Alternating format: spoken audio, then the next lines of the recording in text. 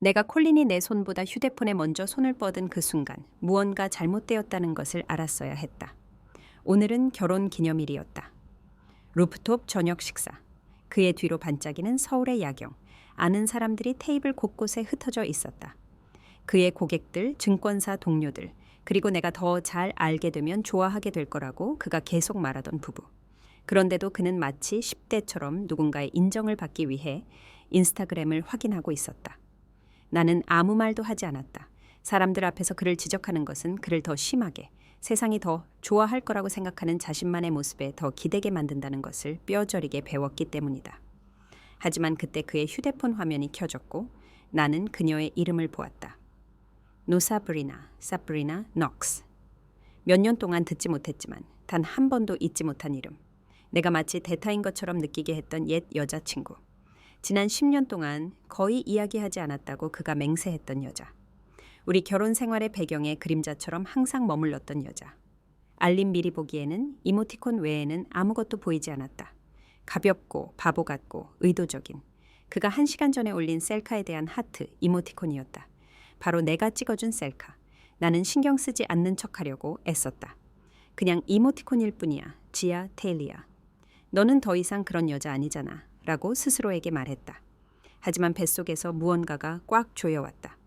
콜린은 동료인 김민준, 랜든 잭과 확인할 것이 있다며 잠시 자리를 비웠고 휴대폰을 테이블 위에 뒤집어 놓지 않고 화면이 위로 오게 두었다. 그것 자체가 이상했다. 그는 절대 휴대폰을 아무 데나 두지 않았다. 나와 함께 있을 때도, 우리 딸과 함께 있을 때도 누군가에게 무언가를 보여주고 싶지 않다면 말이다.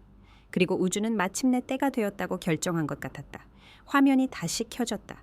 이번에는 전체 메시지 미리 보기가 보였다. 콜린, 네가 여기 있었으면 좋겠어. 목이 말랐다. 레스토랑 소음이 멀어졌다. 눈 뒤의 열기는 순식간이었다. 이것은 오해가 아니었다. 이것은 무해한 것이 아니었다. 이것은 계산적이고 고의적이며 연습된 행동이었다. 나는 메시지가 흐릿해질 때까지 노려보았다. 테이블 모서리를 너무 세게 쥐어서 손톱이 구부러졌다. 그가 김민준과 웃으며 돌아왔을 때 나는 이미 서 있었다. 지아. 콜린이 얼굴을 찌푸렸다. 왜 그래? 앉을 수 없어? 아직 주문도 안 했잖아. 사람들이 우리 쪽으로 고개를 돌렸다. 처음에는 미묘했지만 곧 노골적으로 바뀌었다. 내 피부에서 방출되는 전기 같은 긴장감 때문에 그러지 않기는 불가능했다. 앉지 않을 거야. 나는 말했다. 나는 핸드백에서 상자를 꺼냈다. 몇 주 동안 계획했던 결혼기념일 선물, 우리 결혼 날짜가 새겨진 시계, 우리의 시작을 상기시키는 물건이었다. 그가 이미 내던진 것을 구하려는 나의 어리석은 시도. 나는 그것을 테이블 위에 세게 내려놓았다. 콜린의 눈썹이 치켜 올라갔다. 너 전 여자친구한테 답장했잖아. 내 목소리는 떨리지 않았고 그 사실이 나를 고통에서 잠시나마 분리시켜 주었다. 당신이 나랑 마주보고 앉아있는 동안 네가 여기 있었으면 좋겠다고 썼더군. 그는 죄책감이 얼굴에 스쳐 지나갈 만큼만 짧게 굳어졌다. 하지만 그는 곧 회복했고 늘 그랬듯이 정직함 대신 오만함을 선택했다. 세상에 지아 정말 이러는 거야? 그는 비웃었다. 너무 시끄럽고 너무 과장되게 어린애처럼 행동하고 있잖아. 아무것도 아니야. 옆 테이블 여자가 흘긋 쳐다보았다. 그의 사업 파트너가 몸을 숙였다. 심지어 김민준도 하던 말을 멈췄다. 아무것도 아니지 않아. 나는 말했다. 전 여자친구에게 네가 여기 있었으면 좋겠다고 말하는 것은 진심이 아니라면 하지 않아. 콜린은 소리내어 웃었다. 무시하고 거들먹거리는 웃음이었다. 너 과대 해석하고 있어. 넌 항상 이래. 일이 잘 풀릴 때마다 밤을 망칠 뭔가를 찾아내지. 그 말은 나에게는 따기처럼 다가왔다. 그것이 사실이어서가 아니라 그가 정말로 그렇게 믿고 있다는 것을 깨달았기 때문이다. 나는 천천히 숨을 쉬었다. 휴대폰 보여줘. 그는 몸을 굳혔다. 싫어. 이런 유치한 짓에 장단 맞춰줄 생각 없어. 네가 스스로 망신시키고 있는 거야. 그리고 나도. 그것이 끝이었다. 금이 가는 소리. 수년 동안 소리 없이 금이 가던 뼈가 마침내 부러지는 것처럼 사랑이 산산조각 나는 정확한 순간이었다. 나는 목소리를 높이지 않았다. 울지 않았다. 떨지도 않았다. 대신 나는 시계 상자를 집어들고 뚜껑을 열어 주변의 모든 사람들이 레스토랑 불빛 아래서 반짝이는 각인을 볼 수 있도록 들어 올렸다. 결혼기념일 축하해. 나는 말했다. 이것은 12년의 결혼 생활을 기념하기 위한 것이었어. 내가 진정으로 소중히 여겼던 12년. 나는 상자를 다시 내려놓고 닫고 그에게 밀어붙였다. 하지만 당신은 우리의 기념일을 노사부리나에게 줘버렸지. 그의 얼굴에서 핏기가 가셨다. 우리 주변의 침묵이 조여왔다. 심지어 웨이터들조차 얼어붙었다. 지야, 그가 이새로 쉬쉿거렸다. 앉아. 집에 가서 이야기할 수 있어. 아니, 나는 말했다. 당신은 더 이상 내 반응을 계획할 수 없어. 그는 이를 악물었다. 단 하나의 메시지 때문에 내 인생을 날려버리는 거야. 그리고 넌 단 한 명의 여자 때문에 우리 결혼 생활을 몇 달 동안 날려버리고 있었지. 그가 말다툼하려고 입을 열었지만 말은 나오지 않았다. 아마도 목격자들로 가득 찬 이 방에서조차 그가 자신을 변명할 수 없었기 때문일 것이다. 나는 핸드백을 잡고 한 걸음 뒤로 물러섰고 내 안에 무언가가 움직이는 것을 느꼈다. 내부의 딸깍 소리, 마치 자물쇠가 열리는 것처럼. 지야. 그가 다시 한번 부드럽게 말하며 내 손목을 잡으려고 했다. 나는 몸을 뺐다. 누가 그 사진을 찍었는지 잊었지. 나는 말했다. 그리고 당신이 사람들에게 깊은 인상을 주려고 그렇게 바쁘게 노력하는 그 삶을 누가 만들었는지도 잊었어. 그의 턱이 굳어졌다. 김민주는 시선을 돌렸다. 사브리나의 이모티콘 반응은 와인잔 옆 그의 휴대폰 화면에서 여전히 빛나고 있었다. 나는 그에게만 들릴 정도로 가까이 몸을 숙였다. 그리고 오늘 밤 이후로 나는 속삭였다. 나는 더 이상 남아있는 사람이 아니야. 그는 놀라서 눈을 깜빡였지만 나는 그에게 반응할 시간을 주지 않았다. 나는 테이블에서 뒤로 물러섰다. 울지 않았다. 아무도 쳐다보지 않았다. 연설을 하거나 소란을 피우지 않았다. 나는 그저 걸어 나갔다. 그리고 루프톱 바의 유리문을 밀고 나갈 때 나는 내 인생 전체를 재구성하는 말을 했다. 나는 당신이 나를 작게 느끼게 만든 것을 후회하게 만들 거야. 나는 그의 반응을 보기 위해 뒤돌아보지 않았다. 그럴 필요가 없었다. 나는 이미 내가 첫 라운드에서 이겼다는 것을 알았다. 내가 그 루프톱을 떠났을 때 밤공기는 내가 수년 동안 피해왔던 진실처럼 나에게 닥쳤다. 이것은 갑작스러운 것이 아니었다. 놀라운 것도 아니었다. 새로운 것도 아니었다. 그것은 내가 피를 흘리면서도 두 손으로 붙잡고 있던 무언가의 끝이었다. 콜린과 나는 처음부터 망가지지 않았다. 우리는 내가 25살 때 시내의 작은 마케팅 대행사에서 일하고 있을 때 만났다. 나쁜 이별을 겪고 인생을 다시 시작하기로 결심했을 때였다. 그는 그때는 매력적이었고 열정적이었으며 허름한 아파트를 팔고 있었지만 마치 위대함의 벼랑 끝에 있는 것처럼 이야기했다. 나는 다른 사람들보다 훨씬 전에 그를 믿었다. 나는 그가 아직 벌지 못한 낙관론을 주었다. 나는 그가 가지지 못한 신뢰성을 주었다. 나는 나의 시간, 나의 에너지, 나의 충성심, 그리고 나의 유산을 주었다. 부모님은 돌아가셨을 때 나에게 적당한 액수의 돈을 남기셨다. 사치스럽지는 않았지만 현명하게 사용하면 미래를 바꿀 수 있을 만큼은 되었다. 콜린은 우리가 그것을 함께 투자해야 한다고 설득했다. 그는 그것을 우리의 미래추라고 불렀다. 나는 완전히 이해하지 못하는 서류에 서명했다. 사랑하는 사람을 사랑할 때 그렇게 하는 것이기 때문에 그를 믿었다. 그 돈이 그의 증권사 파트너십을 구축했다. 그 돈이 그의 안전망이 되었다. 그 돈이 그를 성공적으로 보이게 만들었다. 그는 자신이 신분 상승 결혼을 했다고 농담하기를 좋아했다. 나는 그 당시에는 웃었지만 그것이 얼마나 사실인지 깨닫지 못했다. 그리고 희생이 뒤따랐다. 아무도 박수 쳐주지 않는 조용하고 보이지 않는 희생들. 그가 사업에 집중해야 했기 때문에 내가 연장했던 육아 휴직. 그가 고객들을 만나야 했기 때문에 내가 이뜸 아윤 에이랴 대한 모든 책임을 맡았던 밤들. 내가 무료로 했던 마케팅 작업, 사진, 브랜딩, 영상, 내가 다른 곳에서 벌 수 있었던 시간들. 그가 쉴 여유가 없었기 때문에 우리가 취소했던 휴가들. 하지만 그는 자신이 누릴 자격이 있는 작은 보상이라며 새 시계, 새 신발, 새 전자기기를 들고 돌아왔다. 수년 동안 나는 사랑에는 인내가 필요하다고 스스로에게 말했다.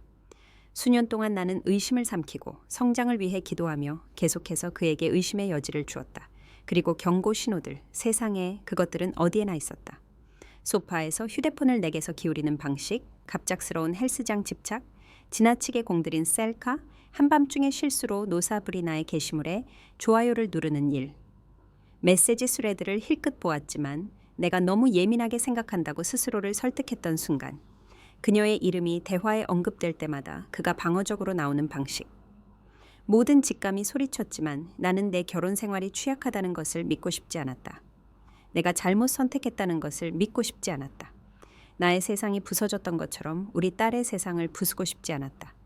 하지만 배신은 천천히 작용한다. 트럭처럼 들이받지 않는다. 물방울이 떨어지듯이 조금씩 침식되어 어느 날 갑자기 바닥을 뚫고 추락하게 된다. 결혼기념일 재앙 이후 나는 여동생 김수진, 젠나첨의 집으로 차를 몰았다. 현관문을 통과하기도 전에 그녀가 팔을 벌리며 무슨 일이야? 라고 물었고 나는 마침내 그녀에게 모든 것을 말했다. 메시지, 이모티콘, 공개적인 굴욕, 거짓말이 아니라고 내가 가장했던 거짓말들. 그녀는 주저하지 않았다. 콜린은 몇 년 동안 떠나 있었어.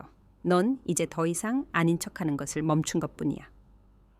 그녀의 말은 콜린의 말보다 더 아팠다. 하지만 진짜 확인은 그날 밤 늦게 아윤이 수진의 방으로 걸어들어와 나를 안고 속삭였을 때 나왔다.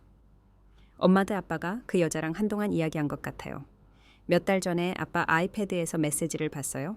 어떻게 해야 할지 몰랐어요. 그것이 전부였다. 마지막 남은 부정의 조각이 산산조각 났다. 콜린은 나를 배신했을 뿐만 아니라 그는 우리 딸에게 배신이 정상적인 것이라고 가르쳤다. 그는 그녀가 짊어질 필요가 없는 침묵에 공모하게 만들었다. 판도는 즉시 바뀌었다. 이것은 더 이상 결혼 생활에 대한 것이 아니었다. 이것은 나의 존엄성, 우리 딸의 안정, 나의 재정 생활, 그리고 내가 가족을 지키기 위해 쌓아 올렸던 전체 정체성에 관한 것이었다. 그리고 이제 나는 아무것도 지키지 않고 있었다. 나는 모든 것을 해체할 참이었다. 그날 밤 나는 잠을 자지 못했다. 울어서가 아니었다. 그 눈물은 이미 수년 전에 말라버렸다. 하지만 내 마음이 오랫동안 그러지 못했던 방식으로 마침내 조용해졌기 때문이었다. 처음으로 나는 결혼 생활을 붙잡으려고 애원하지 않았다. 흥정하지 않았다. 기도하지 않았다. 합리화하지 않았다. 나는 계획하고 있었다. 해에 뜰 무렵 나는 이미 우리가 공유하는 모든 계좌와 내 이름으로 된 모든 자산을 목록으로 만들었다. 내가 혼자 돈을 냈던 것들에 콜린의 서명이 내 서명 옆에 있는 것을 본 순간 내 가슴에 어두운 무언가가 자리 잡았다. 명확성. 나는 커피를 만들고 수진의 부엌 테이블에 앉아 그 단어들이 어떤 맛인지 시험하기 위해 소리내어 말했다. 끝났어. 수진은 움츠러들지 않았다. 그럼 움직여야지. 그리고 우리는 움직였다. 내가 가장 먼저 한 전화는 은행이었다. 나는 공동 계좌를 동결하고 내 유산으로 자금을 조달한 저축 계좌를 별도의 계좌로 옮겼다. 나는 내 이름으로 된 모든 카드를 취소하고 단 하나만 남겼다. 나는 그가 그것을 느끼기를 원했기 때문에 가장 작은 한도의 카드를 일부러 활성화된 상태로 두었다. 그의 카드가 거부되는 순간이 그의 가짜 자신감에 첫 균열이 가는 순간이 되기를 원했다. 다음 전화는 서울 최고의 이혼 전문 변호사 중 한 명인 한나라의 변호사 로셸 밴스에게 걸었다. 나는 한 번 고객을 통해 그녀를 만난 적이 있었고 내가 그녀가 필요할 것이라고는 상상도 하지 못했다. 그녀가 전화를 받았을 때 그녀의 목소리는 차분하고 안정적이었으며 무섭도록 효율적이었다. 모든 것을 말해주세요. 그녀가 말했다. 그래서 나는 그렇게 했다. 결혼기념일 메시지, 감정적 외도, 유산, 사업 파트너십, 투자 오피스텔, 수년간의 가스라이팅, 교차로에 갇힌 딸. 나라의 변호사는 숨을 들이마시거나 나를 동정하지 않았다. 그녀는 간단히 말했다. 좋아요. 오늘부터 시작합시다. 그녀는 서류, 은행 명세서, 사업 계약서, 주택 대출 파일, 파트너십 서류, 콜린이 내가 절대 신경 쓰지 않는다고 생각했던 것들을 요청했다. 그는 내가 너무 신뢰하고 너무 무르고 엄마 역할에 너무 정신이 팔려서 자신에게 도전할 수 없을 거라고 항상 믿었다. 그는 내가 본질적으로 전략가라는 것을 잊었다. 그는 내가 생계를 위해 브랜드를 구축하는 사람이라는 것을 잊었다. 그는 내가 그가 사람들에게 물건을 파는 것보다 사람들을 더 잘 읽을 수 있다는 것을 잊었다. 가장 중요한 것은 그가 내가 그를 잡기 훨씬 전부터 그를 지켜보고 있었다는 것을 잊었다는 것이다. 나는 다음 2시간 동안 서류를 스캔하고 파일을 이메일로 보내고 비밀번호를 모으고 그가 눈치채지 못했다고 생각했던 모든 것의 복사본을 몰래 보관했던 서랍을 뒤졌다. 늦은 아침 무렵 나라에 변호사가 다시 전화했다. 당신이 준 정보로 그녀가 말했다. 우리는 빠르게 움직일 수 있습니다. 빠르게? 그 단어는 산소처럼 느껴졌다. 그 다음에는 콜린이 전혀 예상하지 못한 움직임이 나왔다. 나는 투자 오피스텔을 매물로 내놓았다. 그는 항상 그것을 우리의 미래 자산이라고 불렀다. 내가 계약금을 대고 그가 돈이 없을 때마다 주택대출 대부분을 갚았다는 것을 고려하면 우스운 일이었다. 이제 그것은 다시 나의 것이었다. 나는 그보다 더 신뢰하는 부동산 중개인에게 전화해서 매물로 올려주세요 라고 말했다. 그동안 수지는 나와 아윤의 옷을 쌌다. 내가 세상이 끝나는 것과 같은 일들을 처리하는 동안 그녀는 작은 일들을 처리했다. 정오쯤 내 휴대폰이 켜졌다. 콜린의 이름이 계속해서 떴다. 그러더니 문자 메시지가, 그리고 더 많은 전화가 왔다. 나는 그 모든 것을 무시했다. 나는 그 순간을 기다렸다. 그의 첫 번째 진짜 충격의 순간. 그것은 내가 예상했던 것보다 더 빨리 왔다. 오후 12시 17분 그는 단 하나의 메시지를 보냈다. 왜 내 카드가 거부되는 거야? 나는 의도치 않게 미소를 지었다. 그의 당황을 즐겨서가 아니라 수년 만에 처음으로 결과가 나의 문 앞에 대신 그의 문 앞에 도착했기 때문이다. 준비되면 이야기할게. 나는 답장했다. 그 이상은 아무것도 없었다. 그는 즉시 답장했다. 지아, 무슨 일이야? 지금 장난하는 거야? 미친 짓 그만하고 전화해. 예전의 지아라면 무너졌을 것이다. 예전의 지아라면 사과했을 것이다. 예전의 지아라면 부드럽게 설명하려고 노력했을 것이다. 이 버전의 나는 휴대폰을 뒤집어 놓고 일어섰고 마침내 숨을 쉬었다. 12년 만에 처음으로 콜린이 허둥지둥하고 있었고 나는 이미 세 걸음 앞서 있었다. 이른 오후 무렵 그 결과는 콜린의 완벽하게 다듬어진 이미지에 균열처럼 퍼지기 시작했다. 첫 번째 잔물결은 그의 사업 파트너인 김민준에게서 왔다. 오후 2시 9분 내 휴대폰에 모르는 번호로 알림이 울렸다. 미리 보기를 보기 전까지는 전화를 받지 않으려 했다. 지아, 파트너십에 대해 이야기해야 해. 나는 전화를 받았다. 지아, 김민준이 목소리를 굳히며 전문적이지만 당황한 듯 말했다. 방금 은행과 통화했어. 당신이 공동 계좌를 동결했다고 하더군. 나는 움츠러들지 않았다. 맞아. 긴 침묵이 흘렀다. 나는 그가 손해, 수수료, 보류 중인 거래, 월별 지출을 계산하는 소리를 거의 들을 수 있었다. 그는 갑자기 혼자 감당해야 할지도 모른다는 것을 깨달았다. 마침내 그는 날카롭게 숨을 내쉬었다. 이게 어젯밤 일과 관련이 있다고 가정해도 될까? 매우 관련이 있죠. 그는 헛기침을 하며 우리가 공모하는 것처럼 목소리를 낮췄다. 이봐, 나는 부부 문제에 끼어들고 싶지 않지만 당신이 증권사에서 자본금을 빼내면 우리는 끝이야. 콜린은 이미 2건의 고객 환불건에서 뒤처지고 있어. 우리는 더 이상의 타격을 감당할 수 없어. 그것이었다. 콜린이 내가 알기를 원하지 않았던 진실, 그가 그 사업의 중심이 아니었다는 것, 내가 자금줄이었다. 알고 있어요. 나는 말했다. 지아, 합리적으로 생각해. 너희 둘은 고칠 수 있어. 우리는 아무것도 고치지 않을 거예요. 또 다른 침묵이 이어지더니 조용히, 그럼 끝난 건가? 이미 끝났어요. 나는 말했다. 그가 몰랐을 뿐이지. 김민주는 이번에는 더 무겁게 숨을 내쉬었다. 알았어. 나는 빠질게. 하지만 당신은 이해해야 해. 당신의 자본금이 빠져나가면 그의 명성도 함께 무너져. 니? 완벽하게 이해하고 있어요. 그리고 나는 전화를 끊었다. 두 번째 잔물결은 이 모든 것을 야기한 여성 노사 브리나에게 닥쳤다. 나는 그녀에게 연락하지 않았다. 그럴 필요가 없었다. 바람 피우는 사람들은 항상 다른 사람의 도움 없이 스스로 혼란을 만든다. 오후 3시 32분 수진이 휴대폰을 들고 거실로 걸어 들어왔다. 세상에, 그녀가 눈을 크게 뜨고 말했다. 이거 봐야 해? 누군가 어젯밤 레스토랑에서 찍은 스크린샷을 올렸다. 콜린이 내가 몸을 빼는 동안 내 손목을 잡는 흐릿한 이미지였다. 익명의 가십 페이지에 달린 캡션은 이랬다. 지역 중개인 강변 루프톱에서 난리쳐 아내는 걸어나감. X 전 여자친구는 같은 밤 이모티콘 보냄 맙소사. 댓글은 잔인했다. 하지만 내 속을 뒤집어 놓은 부분은 사브리나의 계정 이름이 태그된 댓글이었다. 이 남자, 예전에 네 페이지 스토킹하던 그 남자 아니야? 몇 분 안에 사브리나는 프로필을 잠갔다. 30분 후 그녀는 그들의 오래된 태그된 사진들을 삭제했다. 1시간 후 그녀는 검은 화면에 이 드라마에 끼어들고 싶지 않아. 그가 여기 있었으면 좋겠다고 말한 여자치고는 참 이라는 스토리를 올렸다. 세 번째 잔물결은 아윤의 학교에서 왔다.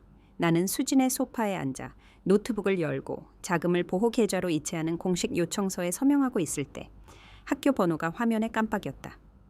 민지아님, 접수원이 따뜻하게 말했다. 저희가 그냥 확인차 전화 드렸어요. 아윤이가 상담 선생님께 집에서 무슨 일이 있었다고 말했대요. 걱정하는 것 같아서요. 가슴이 뭉클했다. 전화 주셔서 감사합니다. 아윤이는 안전해요. 저와 제 여동생과 함께 있어요. 다행이네요. 그녀가 말했다. 아빠가 오늘 데리러 오실지 물어봤어요. 저희는 사모님께 연락을 받을 때까지 기다리겠다고 말했어요. 나는 침을 삼켰다. 그 작은 질문. 아빠가 오늘 데리러 올까요? 는 내 가슴에 곧바로 박히는 다트 같았다. 당분간 픽업 목록에 저를 유일하게 승인된 부모로 올려주세요. 나는 말했다. 제가 서류는 처리하겠습니다. 물론이죠. 또 다른 잔물결, 또 다른 상기. 이것은 단지 나의 삶만 바뀌는 것이 아니었다. 그것은 아윤이의 삶이기도 했다. 네 번째이자 가장 만족스러운 잔물결은 콜린에게서 직접 왔다. 그는 10번 전화했다. 나는 10번 모두 무시했다. 그러더니 그는 전술을 바꿨다. 콜린, 방금 민준이랑 얘기했어. 네가 내 사업 전체를 위태롭게 하고 있잖아. 나, 맞아요. 콜린, 지야, 지금 나한테 이러는 거야? 한 번의 오해 때문에? 나 한 번이 아니었죠? 콜린, 지야, 너 미쳐가는 거야? 나는 끝내고 있는 거예요. 그는 몇 분 후에 다시 시도했다.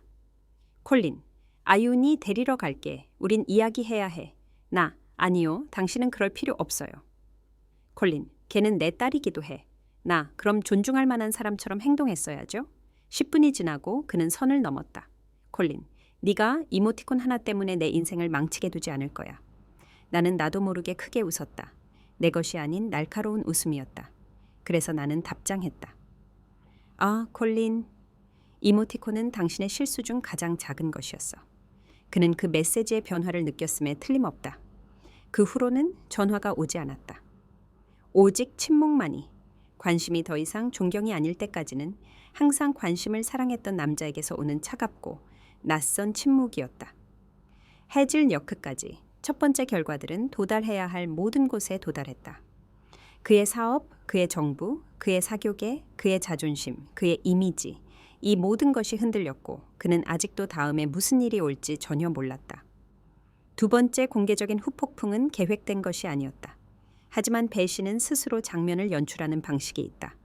그것은 루프톱 대결 후 3일 뒤 아윤의 학교 기금 모금 행사에서 일어났다. 부모님, 선생님, 자원봉사자, 지역 기부자들로 가득 찬 붐비는 토요일 행사였다. 나는 가고 싶지 않았다. 침대에서 일어날 감정적인 에너지는커녕 거칠애로 미소 지을 에너지도 거의 없었다. 하지만 아유는 학급 프로젝트에 열심히 참여했고 내가 거기에 있기를 원했다. 그래서 나는 나타났다. 나는 평범한 청바지, 검은색 블라우스, 머리를 뒤로 묶고 중립적이고 가능하다면 눈에 띄지 않게 입었다. 하지만 체육관에 들어선 순간 나는 그것을 느꼈다. 시선들, 사람들이 속삭이는 소리. 루프톱 사진의 여파는 빠르게 퍼졌다.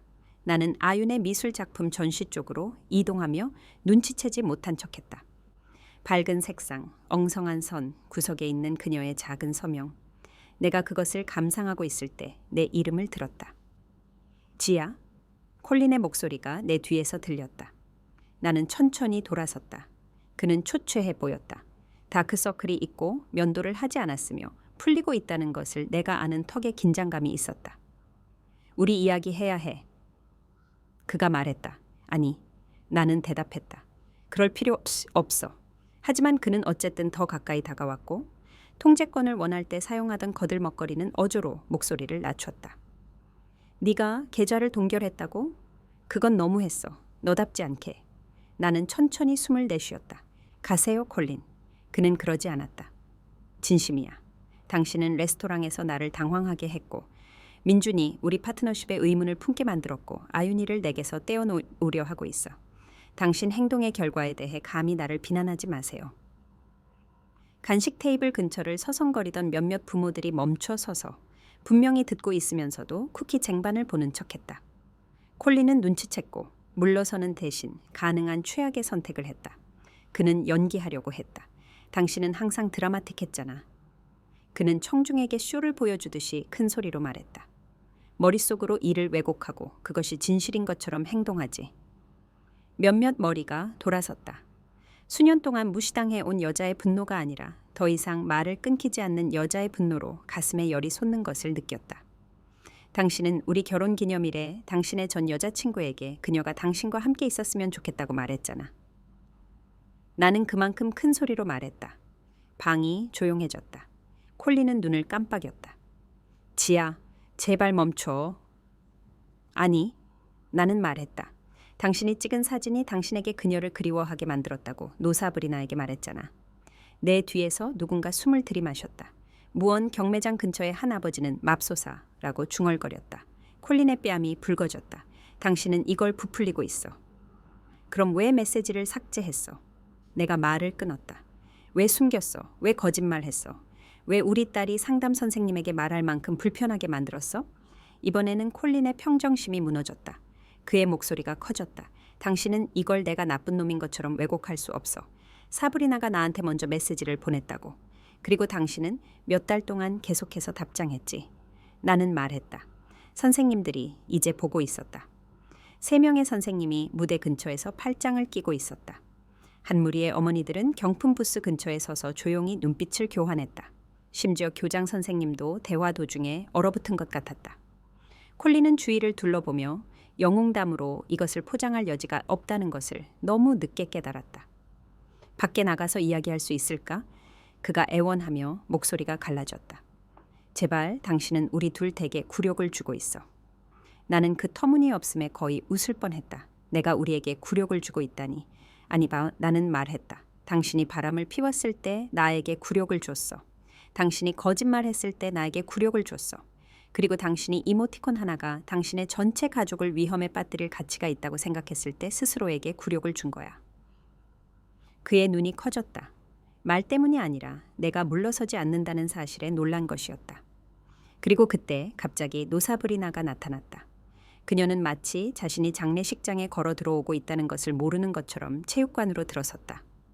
요가 바지에 실내에는 너무 큰 선글라스를 쓰고 호기심 반, 당황 반인 표정이었다. 그녀가 나를 본 순간 그녀의 어깨가 긴장했다. 그녀가 콜린을 본 순간 그녀의 얼굴에서 핏기가 가셨다. 왜 여기 왔어? 나는 단조롭게 물었다.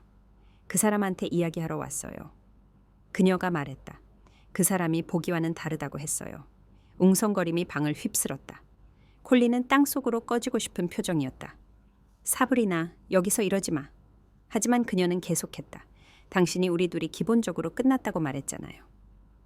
체육관에 산소가 증발했다. 부모들은 쳐다보았다. 한 선생님은 실제로 커피를 마시다가 사례가 들렸다. 누군가 맙소사라고 속삭였다. 나는 콜린에게 한 걸음 더 다가가갔다. 기본적으로 끝났다고? 나는 반복했다. 지아, 그가 속삭이며 애원하고 간청하고 무너졌다. 자비는 없어. 당신은 여전히 내 침대에서 자면서 내 돈을 사용하면서 우리 딸이 당신을 롤모델이라고 부르게 하면서 그녀에게 그렇게 말했지. 그는 주위를 미친 듯이 둘러보며 자신을 변호해 줄 사람을 찾았다. 아무도 그러지 않았다. 부모 중 누구도, 선생님 중 누구도, 심지어 갑자기 자신이 살아있는 수류탄 옆에 서 있다는 것을 깨달은 것처럼. 뒤로 물러선 사브리나조차도 그러지 않았다. 그래서 나는 그가 무시했던 모든 여성에게서 솟아나온 것 같은 말로 끝을 냈다. 나는 모든 사람이 들을 수 있을 만큼 분명하고 침착하게 말했다. 축하해, 콜린. 당신이 밖에서 얼마나 작아 보이는지 마침내 보게 되었네. 몇몇 부모들은 입을 가렸다. 한 명은 세상에 라고 속삭였다. 그리고 나는 걸어 나갔다. 이번에는 방 전체의 눈이 지켜보고 있었지만 동정이 아니라 인정의 눈이었다. 왜냐하면 모든 사람이 콜린 김이 존경받는 부동산 중개인에서 공개적인 망신거리로 전락하는 순간을 방금 목격했기 때문이다. 그리고 이것은 그의 몰락의 시작일 뿐이었다. 월요일 아침이 되자 콜린은 마침내 굴욕이 순간이 아니라 추진력이라는 것을 깨달았다. 그리고 그는 눈사태 한가운데 서 있었다. 나는 다른 모든 사람들과 마찬가지로 인스타그램을 통해 알게 되었다. 그는 동정심을 원할 때 사용하던 가짜 반쪽 미소와 함께 흑백 셀카를 올렸다. 캡션은 이랬다. 가장 신뢰하는 사람들이 때로는 가장 상처를 줍니다. 강해지기 위해 최선을 다하고 있습니다. 나는 실제로 소리내어 웃었다. 댓글창은 그를 친절하게 대하지 않았다. 처음에는 진실을 모르는 사람들로부터 일반적인 동정 댓글, 피상적인 공감이 달렸다. 하지만 10분도 채 지나지 않아 누군가 루프톱 싸움을 언급했다. 다른 누군가는 사브리나를 언급했다. 또 다른 누군가는 자신이 기금모금 행사에 있었고 모든 것을 목격했다고 말했다. 균열은 빠르게 벌어졌다. 한 부동산 밈 페이지는 그의 게시물을 스크린샷하고 덧붙였다. 이 사람이 학교 행사에서 폭로된 그 남자 맞나요? 친구 대신 물어봅니다. 이것만으로도 문제였을 것이다. 하지만 그때 누군가 기금모금 행사 대결의 짧고 흐릿한 클립을 올렸다. 나의 목소리, 그의 거짓말, 사브리나의 대사. 당신이 우리 둘이 기본적으로 끝났다고 말했잖아요. 그리고 정오 이전에 그것은 틱톡에 올라왔다. 댓글은 잔인했다. 전 여친이랑 바람 피우고 아내한테 가스라이팅. 고전이네. 이후에 동정심 구하는 게시물을 올리는 그의 자존감 봐. 저희 영상 봤어요. 동기부여 시터, 치터. 아크는 아니네요. 부동산 중개인과 그들의 중년의 위기 스타터 팩. 오후 3시까지 그는 댓글을 껐다.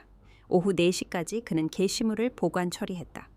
오후 6시까지 그는 침몰하는 배에 매달리는 사람처럼 영감을 주는 명언을 게시하기 시작했다. 그동안 나는 침묵을 유지했다. 사람들은 침묵을 과소평가했다. 그것은 그 자체로 그를 죄인처럼 보이게 만들었다.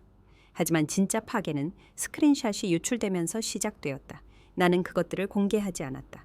나는 변호사와 여동생을 제외하고는 아무와도 공유하지 않았다. 하지만 바람 피우는 사람들은 항상 느슨한 끝을 남긴다. 그리고 콜린도 예외는 아니었다. 그가 돈을 적게 주고 비서처럼 대했던 그의 전 비서 중 한 명이 스토리를 올렸다. 어떤 남자들은 몇 달 동안 메시지 스레드를 삭제하고 나서 이제 와서 자신이 피해자인 척하는 게 웃기네. 그리고 그녀는 증거를 첨부했다. 실제 증거. 콜린이 사브리나에게 메시지를 보내는 스크린샷. 그녀는 잠들었어. 지금 이야기할 수 있어.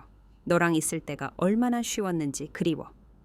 내 쪽에서 정리할 시간이 필요해. 인터넷은 그것을 집어삼켰다. 그는 스크린샷이 편집되었다고 주장하려고 했고 이는 모든 것을 악화시켰다.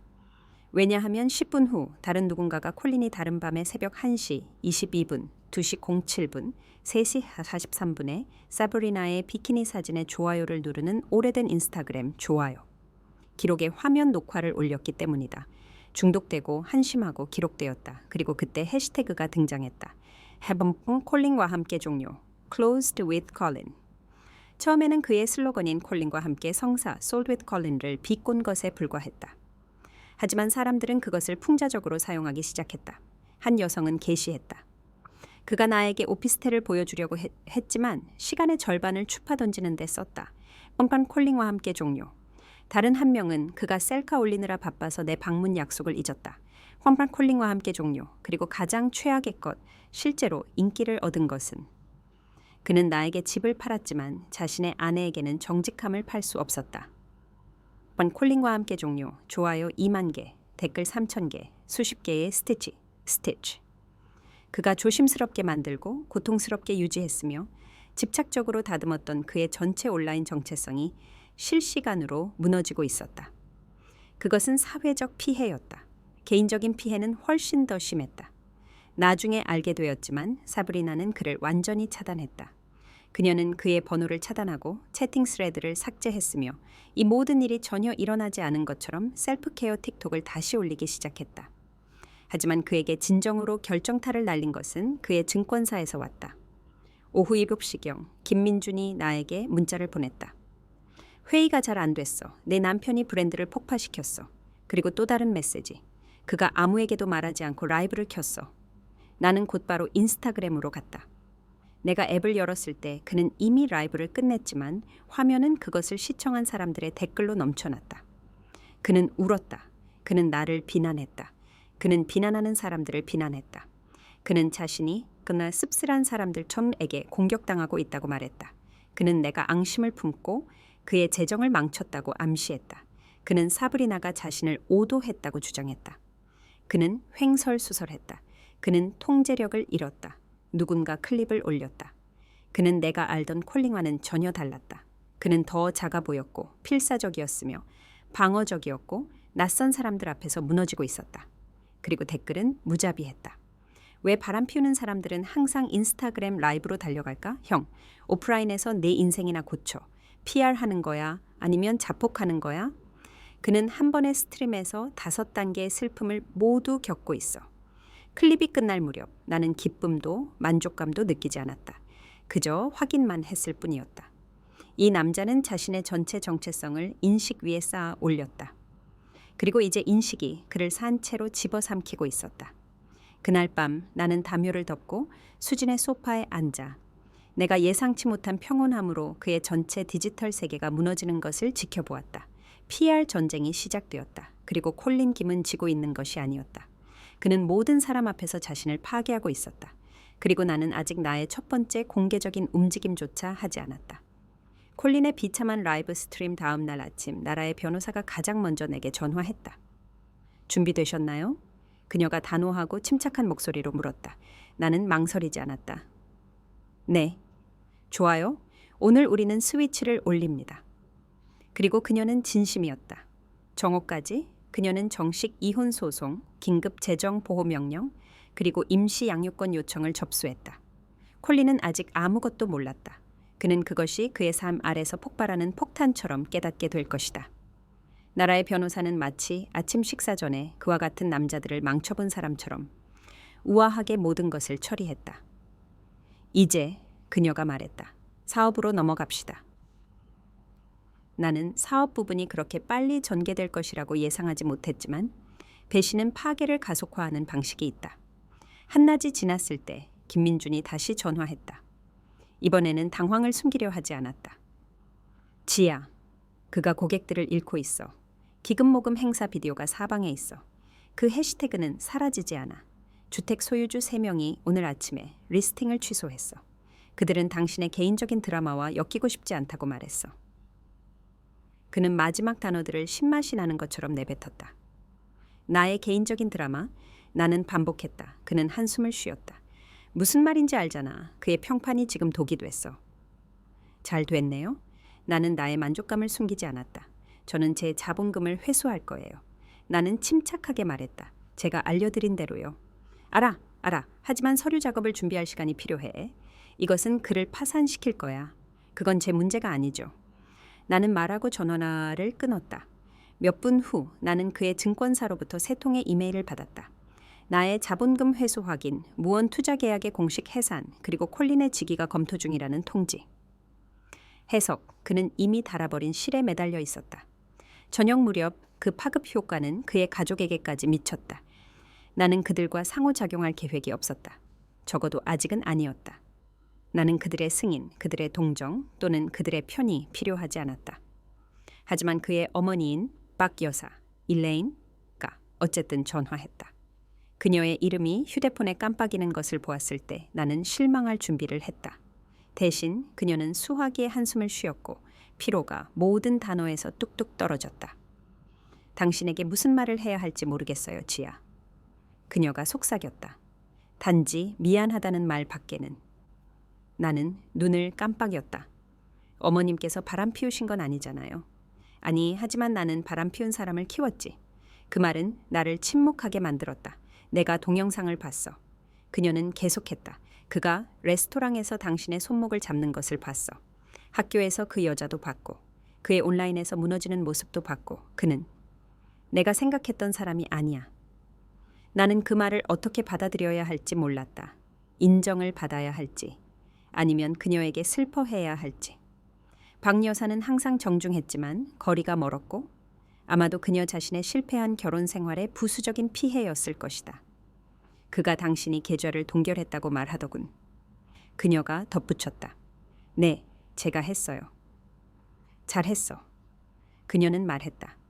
그는 결과를 겪어야 해. 내가 그에게 충분히 주지 못했다는 것은 신만이 아시지.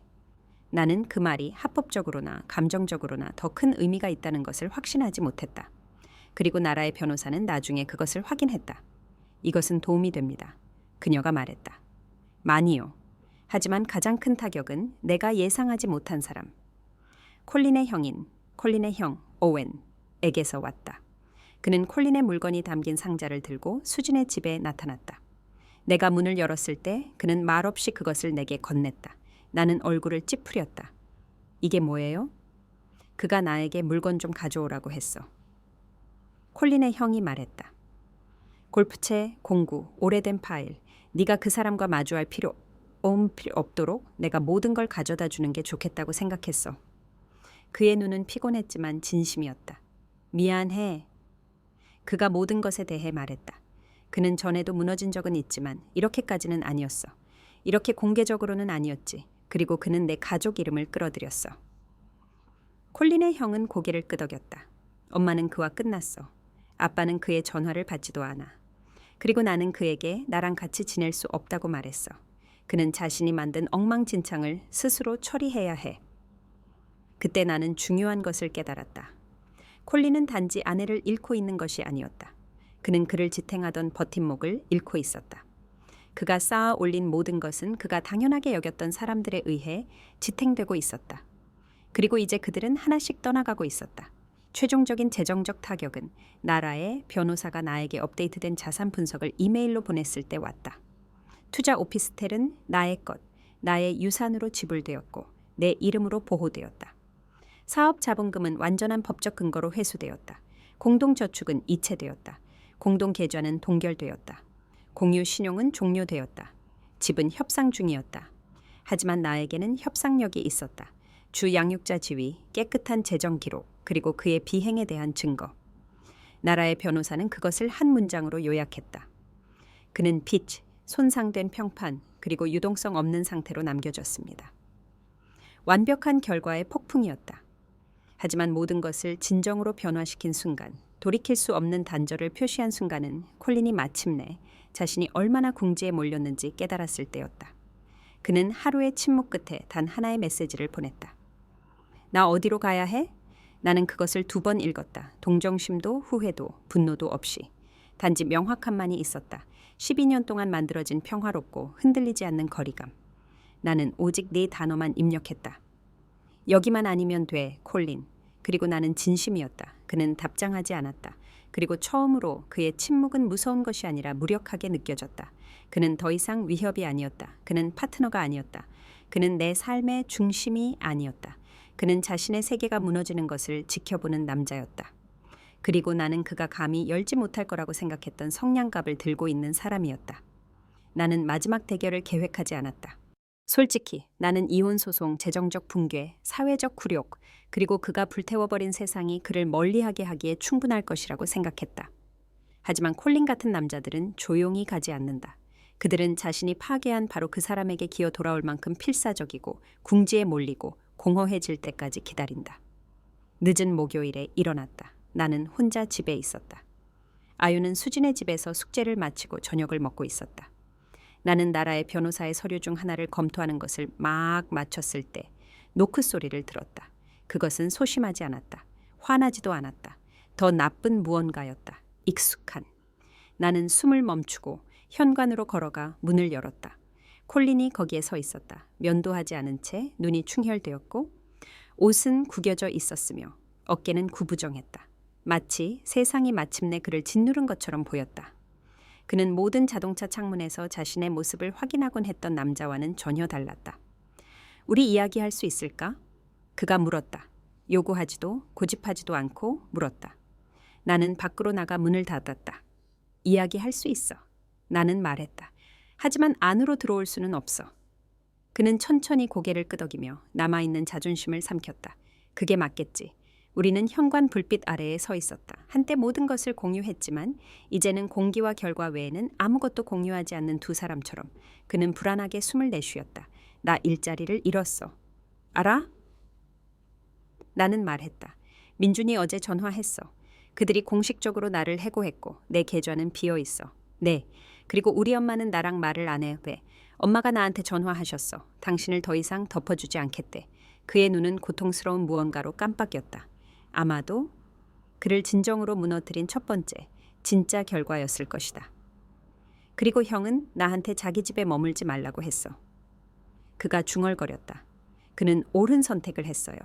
콜린은 다시 고개를 끄덕이며 콘크리트 바닥을 응시했다. 모든 것이 사라졌어, 지야.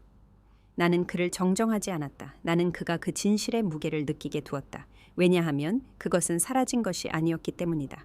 그것은 조각조각 되찾아진 것이었기 때문이다. 왜 여기 온 거야? 나는 마침내 물었다. 그는 고개를 들었고 수년 만에 처음으로 그는 자신감 넘치는 부동산 중개인이나 조종자 또는 관심으로 번성하는 남자처럼 보이지 않았다. 그는 길을 잃고 작고 인간적으로 보였다. 그럼에도 불구하고 나를 움직이기에는 충분하지 않았다. 나는 네가 없으면 내가 누군지 모르겠어. 그가 속삭였다. 한때 나를 산산조각 냈을 문구. 이제 그것은 그가 자신의 자아감을 붙잡기 위해 나에게 얼마나 의존했는지를 확인시켜 줄 뿐이었다. 그건 내 책임이 아니에요. 나는 부드럽게 말했다. 그는 움츠러들었다. 알아? 이제 알아? 내가 망쳤어. 내가 모든 걸 망쳤어. 아니, 나는 대답했다. 당신은 망치지 않았어요. 선택을 한 거죠. 그는 머리에 손을 문질렀다. 상처를 주려고 했던 건 아니야. 사브리나는 그냥. 하지 마. 나는 날카롭게 말을 끊었다. 내 앞에서 그녀의 이름을 말하지 마. 여기서. 그는 눈을 감았다. 알았어. 미안해. 나는 고개를 저었다. 당신은 당신이 한 일에 대해 미안한 것이 아니야. 당신은 들켰기 때문에 미안한 거야. 당신은 모든 것을 잃었기 때문에 미안한 거야. 그렇지 않아. 그가 목소리를 갈라지게 말했다. 모든 것을 후회해. 모든 메시지, 모든 거짓말, 모든 늦은 밤. 나는 그냥 원함을 느끼고 싶었어. 그리고 당신은 그랬죠? 나는 말했다. 나에게 12년 동안 당신이 그것을 관심 때문에 내던질 때까지 그는 움찔했다. 좋았다. 진실이 멍들게 하라. 그는 더 가까이 다가왔고 절망이 그에게서 새어나왔다. 우리가 이걸 고칠 수 있는 기회가 아주 작은 기회라도 있을까? 나 치료받을게. 뭐든지 할게. 제발. 아니, 나는 말했다. 없어요. 그는 나를 쳐다보았고 마치 사과의 올바른 조합이 현실을 되돌릴 수 있다고 생각했던 것처럼 놀랐다. 그는 수천 번 그랬던 것처럼 내 손을 잡으려고 손을 뻗었다. 나는 뒤로 물러섰다. 하지 마. 나는 단호하게 말했다. 그의 목소리가 무너졌다. 사랑해. 당신은 통제를 사랑하죠. 나는 대답했다. 당신은 인정을 사랑하고, 당신은 자존감을 높이는 것을 사랑하고, 당신은 당신을 중요하게 느끼게 만드는 여자들을 사랑하지만 나를 사랑하지 않았어요. 내가 마땅히 받아야 할 방식으로. 그는 고개를 저었다. 그렇지 않아. 당신은 조용히 있었던 나의 버전을 사랑했어요, 요미도. 나는 말했다. 용서했던 버전. 당신이 좋은 남자인 척할 수 있도록 모든 것을 붙잡았던 버전. 우리 사이로 바람이 움직였고 차갑고 부인할 수 없는 진실이었다. 그리고 나라는 그 버전은 사라졌어요. 나는 덧붙였다. 그는 현관 계단에 주저앉아 두 손으로 얼굴을 감쌌다. 뭘 해야 할지 모르겠어. 그건 당신 인생에서 처음으로 나는 말했다. 당신을 구원해줄 여자가 없기 때문이죠. 그는 날카롭게 숨을 들이마셨다. 그것이 사실이었고 그는 그것을 알았기 때문이다. 당신은 이것으로부터 돌아오지 않을 거죠. 그렇죠? 그가 속삭였다. 네. 나는 말했다. 나는 돌아가지 않을 거예요. 그는 위를 올려다보았고 눈이 흐릿했다. 그럼 이제 어떻게 되는 거야? 이제 나는 부드럽게 말했다. 당신이 수년 동안 피해왔던 결과들을 처리하는 거예요. 그는 침을 삼켰다. 그럼 우리라는 건 더 이상 없어요. 그는 천천히 고개를 끄덕였고 마치 그의 몸이 그의 자아보다 먼저 이해하는 것 같았다. 그는 일어섰고 손등으로 얼굴을 닦았으며 너무 세게 떨려서 거의 흐느낌처럼 들리는 숨을 쉬었다. 당신이 필요한 건 뭐든지 서명할게. 그가 조용히 말했다. 단지 아윤이를 나한테서 돌아서게 하지 마. 그럴 필요 없어요? 나는 말했다. 당신이 혼자서 다 했어요. 그의 어깨가 무너졌다. 나는 내 뒤의 문을 열었다. 그를 위해서가 아니라 이 대화가 끝났기 때문이다. 잘 가요, 콜린. 나는 말했다. 그는 그 단어에 움찔했다. 잘 가는 일시 정지가 아니었다. 잘 가는 휴식이 아니었다. 잘 가는 매장이었다. 그는 불안하게 한 걸음 뒤로 물러섰고 또 한 걸음 물러섰다. 그는 마지막으로 나를 쳐다보았다. 아마도 한때 자신이 통제했던 여자를 찾았을지 모르지만 그녀는 더 이상 거기에 없었다. 그는 돌아서서 그의 차로 걸어갔다. 어깨는 떨리고 있었고 가로등 아래 그의 실루엣은 무너지고 있었다. 그리고 내가 안으로 들어가 문을 잠그면서 나는 그가 스스로 만든 관에 마지막 못을 박을 대사를 말했다. 당신은 내가 그 사진을 찍은 사람이라는 것을 잊은 순간 나를 잃은 거야. 그리고 그렇게 우리의 이야기는 끝났고 나의 이야기가 시작되었다. 7개월, 내 삶이 다시 내 것처럼 느껴지는데 걸린 시간이다. 완벽하지도 다듬어지지도 하룻밤 사이의 재탄생도 아니었다. 단지 나의 것, 조용하고 안정적이며 마침내 솔직한 이혼은 예상보다 빨리 마무리되었다. 나라의 변호사가 이 모든 일이 시작된 이후 처음으로 차분하고 따뜻한 목소리로 화요일 아침에 나에게 전화했다. 끝났어요. 그녀가 말했다. 당신은 공식적으로 자유입니다.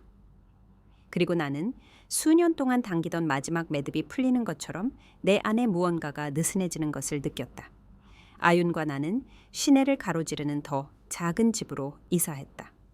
소박하고 밝고 창문이 많고 부드러운 아침 햇살로 가득 찬 곳. 사치스러운 것도 인스타그램을 위해 꾸며진 것도 콜린이 선택했을 만한 것도 없었다. 완벽했다. 그녀는 내가 상상했던 것보다 더 빨리 적응했다. 아마도 그녀는 길고 숨막히는 겨울 끝에 마침내 환기된 방처럼 공기에서 긴장감이 사라지는 것을 느꼈기 때문일 것이다. 어떤 밤에는 그녀가 숙제를 하는 동안 나는 소파에 앉아 고객들을 위한 디지털 마케팅 업무를 마무리하곤 했다. 한 번 이상 그녀는 내 어깨에 머리를 기대고 속삭였다. 엄마, 더 행복해 보이세요. 그리고 나는 그랬다. 모든 것이 쉬워서가 아니라 더 이상 숨겨진 것이 없었기 때문이다. 나는 천천히 재건했다. 새로운 고객, 새로운 저축, 새로운 일상, 새로운 경계, 새로운 자신감. 나는 산책을 했다. 나는 서두르지 않고 저녁을 요리했다. 나는 발소리나 늦은 밤에 거짓말을 듣지 않고 잠을 잤다. 나는 더 많이 웃었다. 빌린 것 같거나 억지로 하는 것 같지 않은 작고 진심 어린 웃음. 사람들은 치유가 시끄럽고 극적이고 영화 같다고 생각한다. 그렇지 않다. 그것은 일상적이다. 그것은 느리다. 그것은 아무도 박수 쳐주지 않는 순간에 자신을 선택하는 것이다. 그동안 콜린은 산소가 다 떨어진 불처럼 내 세상의 중심에서 희미해졌다. 처음에는 빠르게, 그러다가 조용히, 남은 것은 차가운 재와 희미한 열의 기억뿐이었다. 마지막으로 들은 소식에 의하면 그는 나이든 동료의 집 뒤에 있는 방을 세내어 살고 있다고 했다. 증권사는 영구적으로 그를 대체했다. 해시태그는 인터넷의 새로운 혼돈에 대한 끝없는 배고픔에 삼켜져 잠잠해졌다. 사브리나는 다른 지역으로 이사했다. 심지어 그의 가족도 잔인함 때문이 아니라 지침 때문에 거리를 유지했다. 그는 한때 자신이 통제했다고 믿었던 이야기와 무관한 사람이 되었다. 어느 날 오후 모든 것이 정리된 지 몇 달 후 나는 마트에서 박 여사를 우연히 만났다. 그녀는 나를 안아주었다. 예상치 못한 따뜻하고 긴 포옹이었다. 더 가벼워 보이네. 그녀가 말했다. 더 가볍게 느껴져요. 그녀는 고개를 끄덕였다. 나는 항상 그가 네가 생각했던 남자로 성장하기를 바랐어. 하지만 때로는 여자의 힘이 다른 사람의 삶을 붙잡는 것이 아니라 자신의 삶을 위해 사용되어야 하는 것 같아. 그 말은 내게 남아 있었다. 왜냐하면 그것이 나의 진정한 변화였기 때문이다. 복수도 승리도 누구에게도 아무것도 증명하는 것도 아니었다. 나의 힘이 실제로 어디에 속해야 하는지 배우는 것이었다. 몇 주 후 나는 아윤과 함께 학교 미술 전시회에 섰다. 그녀는 많이 향상되었다. 그녀의 스케치는 이제 자신감 있고 대담하고 표현력이 풍부했다. 우리가 홀을 걸을 때 그녀의 선생님 중 한 명이 내게 다가왔다. 아윤이는 잘 지내고 있어요. 그녀가 부드럽게 말했다. 두 분 다요. 나는 미소를 지었다. 왜냐하면 이번에는 그것이 정중한 코멘트처럼 느껴지지 않았기 때문이다. 그것이 진실처럼 느껴졌다. 집으로 운전하는 길에 아윤은 창밖을 내다보며 말했다. 엄마, 나는 예전이 그립지 않아. 나도 그렇지 않았다. 그리고 그것이 변화가 단지 나의 것이 아니었다는 것을 내가 알았던 순간이었다. 그것은 우리의 것이었다. 어느 날 밤 이혼 후 약 7개월이 지났을 때 나는 모르는 번호로 메시지를 받았다. 나는 거의 열지 않으려 했지만 호기심이 이겼다. 콜린에게서 온 것이었다. 단 하나의 문장이었다. 네가 더 잘 지내기를 바라. 내 안에는 분노도 씁쓸함도 불도 없었다. 단지 거리감만이 있었다. 평화롭고 흔들리지 않는 거리감. 나는 답장하지 않았다. 그럴 필요가 없었다. 나의 침묵은 복수가 아니었다. 그것은 처벌이 아니었다. 그것은 종결이었다. 왜냐하면 그는 더 이상 내가 예전에 그 여자에게 접근할 수 없었기 때문이다. 애원하고 설명하고 타협하고 사과하고 움츠러들었던 그 여자. 나라는 그 버전은 사라졌다. 그리고 그 자리에 재건된 누군가가 서 있었다. 결혼 생활의 잔해에서가 아니라 나의 잔해에서 재건된 누군가. 내가 휴대폰을 끄고 발코니로 나섰을 때 저녁 바람은 상기시켜주는 것 같았다. 자유는 누군가를 떠나는 것에서 오는 것이 아니다. 그것은 마침내 자신에게 돌아오는 것에서 온다. 그리고 그것이 이 모든 것의 조용한 기적이었다. 배신은 나를 파괴하지 않았다. 그것은 나를 나의 삶으로 되돌려 주었다. 내가 선택되기를 기다리지 않는 삶. 내가 기준을 정하는 삶, 내가 숨 쉬고 일어서고 다시 시작할 수 있는 삶.